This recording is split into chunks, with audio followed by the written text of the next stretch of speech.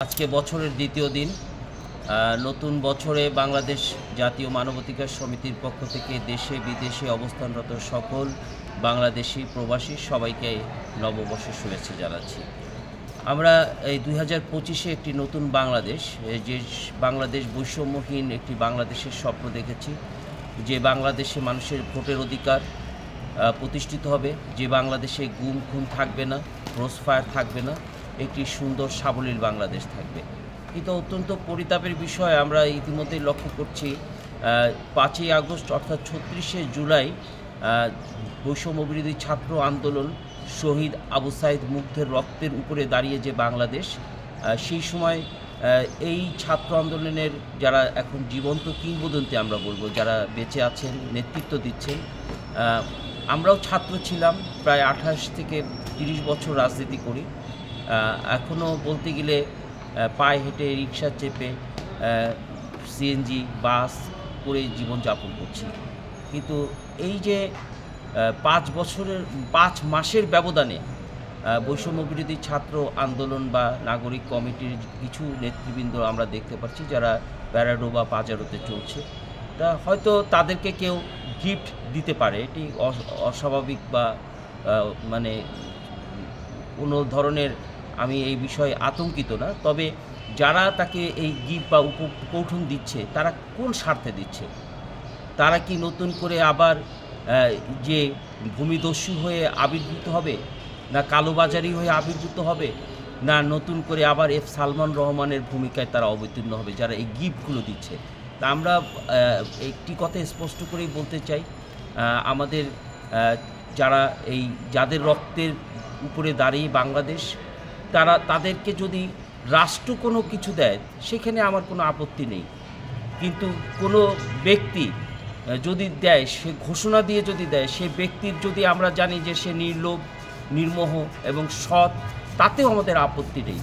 কিন্তু যদি ঘোষণা ছাড়া কেউ কারো গিফট নিয়ে এভাবে চলাফেরা করে, সেখানে অবশ্যই প্রশ্ন রয়েছে। আমরা এই জন্যই তো রাজনীতি বা রক্ত দিই। 5ই আগস্টের আগে আমরাও রাজপথে ছিলাম, 5ই আগস্টের দিনও রাজপথে ছিলাম। আপনি জানেন যে আমরা গুম খুন ক্রসফায়ারের বিরুদ্ধে গত 16 বছর আমরা রাজপথে লড়াই সংগ্রাম করেছি। সেই সময় অনেককেই আমরা কাছে পাইনি। অনেক বড় বড় দলের অনেক শীর্ষ নেতারাও কিন্তু রাজপথে ছিল না। এই ভিকটিম পরিবারের পাশে, এই ক্ষতিগ্রস্ত পরিবারের পাশে আমি চ্যালেঞ্জ দিয়ে বলতে পারি, সেই সময় যখন আমি ছিলাম তখন কিন্তু অনেককে ডেকে পাইনি। আজকে সেই জন্য আমার এই যে 5 মাসে আজকে যারা উপদেষ্টা রয়েছে, আমার উপস্থাপনায় অনেকেই আমার পাশে দাঁড়িয়ে বক্তব্য রেখেছে। আমি আজকে এই 5 মাসের মধ্যে আমি কিন্তু কারো দপ্তরেও যাইনি, কাউকে হাই হ্যালো করিনি বা কোনো সুযোগ সুবিধা নেওয়ার চেষ্টা করিনি। আমরা চাই দেশ যদি ভালো থাকে, মানুষ যদি ভালো থাকে, আমিও ভালো থাকব। আমি নিজে ভালো থাকার জন্য এই চেষ্টা কখনো করিনি, আজও করছি না। আরেকটি বিষয়, আপনি যে মিয়ানমারের কথা বলেছেন, আমরা দেখতে পাচ্ছি যে আমাদের ফ্যাসিবাদের দোসর, মানবতার মা হিসেবে তিনি নিজেকে আবির্ভূত করেছিলেন এবং একটি নোবেল বিজয়ের জন্য সেই সময় এই রোহিঙ্গাদেরকে আশ্রয় প্রশ্রয় দিয়েছিলেন। আজকে সেই ফ্যাসিবাদের তো চরিত্র আপনারা দেখছেন, কিন্তু সে যে মানবতার মা হওয়ার জন্য যে আশ্রয় প্রশ্রয় দিয়েছিলেন, এখন সেই আশ্রয় প্রশ্রয় কিন্তু বোধে বিস্ফোরক হয়ে গেছে। আপনারা জানেন যে এই সময়কালের মধ্যে তারা যখন এসেছে, এই পর্যন্ত তাদের গর্ভে অনেক সন্তান জন্মগ্রহণ করেছে। যারা জন্মগ্রহণ করেছে তারা কিন্তু জন্মসূত্রে বাংলাদেশি হয়ে গেছে এবং সম্প্রতিকালে নতুন করে এখানে লোক আসছে এবং তারা এটি দখল করার একটি পায়তারা করছে। আমি এ ব্যাপারে আমাদের পররাষ্ট্র উপদেষ্টা দেখেছি বেশ সোচ্চার। আমি দেশবাসীকে এ ব্যাপারে আরও সোচ্চার হওয়ার জন্য অনুরোধ করব।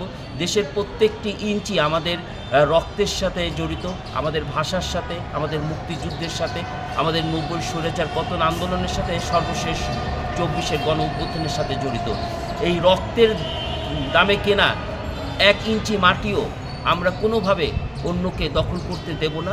দখল করার কোনো, যারাই চেষ্টা করবে, সে যেই হোক না কেন, যত বড় শক্তিশালী হোক না কেন, তাদের বিরুদ্ধে আমরা সম্মিলিতভাবে, ঐক্যবদ্ধভাবে লড়াই সংগ্রাম করব এবং আমরা যেমন দেশে আওয়াজ তুলব, আন্তর্জাতিক মহলে এ বিষয়ে আরও বেশি সোচ্চার হব এবং এই বিষয়ে আন্তর্জাতিক মহলে আপনারা জানেন আমাদের যিনি প্রধান উপদেষ্টা নোবেল জয়ী, তিনি খুব গুরুত্বপূর্ণ ভূমিকা রাখতে পারেন। আমি আশা করছি এই ব্যাপারে তিনি আরও বেশি সজাগ হবেন, গুরুত্বপূর্ণ ভূমিকা রাখবেন এবং আমাদের 1 ইঞ্চি মাটি আমরা আধিপত্যবাদের বিরুদ্ধে কাউকে সুযোগ দেব না। সে ভারত হোক, সে পাকিস্তান হোক, সে মিয়ানমার হোক বা অন্য যে কেউ হোক।